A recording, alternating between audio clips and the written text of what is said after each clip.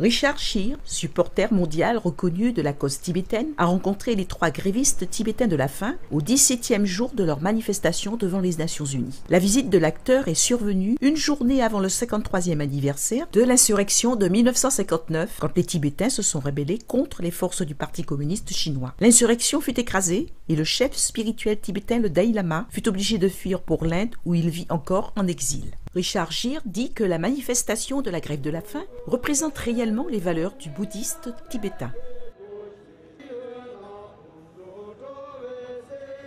This is a unique expression.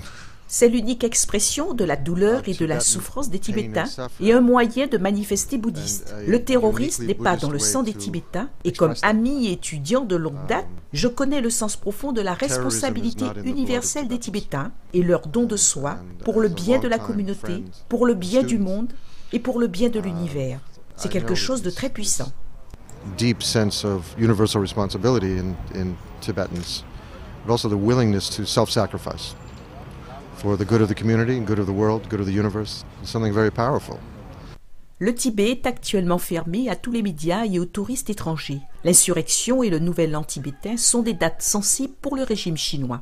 Tous deux ont été accompagnés de manifestations au Tibet. L'ONG, basée à Londres, Free Tibet, a reporté qu'il y avait des centaines de gens détenus et 3 personnes furent tuées par balle quelques jours avant l'anniversaire. Heureusement que cela est à New York et qu'ils peuvent le faire. Au Népal, ce n'est pas permis. En Chine, ils seraient déjà en prison ou pire encore.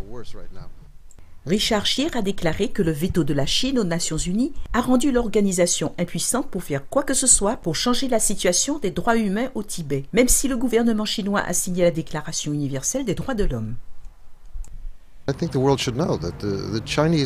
Les Chinois ont signé la Déclaration universelle des droits de l'homme. C'est un engagement solennel et il va de pair avec leur adhésion aux Nations Unies. Et les Tibétains ne demandent rien de plus que ce qui est inscrit dans la Déclaration universelle des droits de l'homme.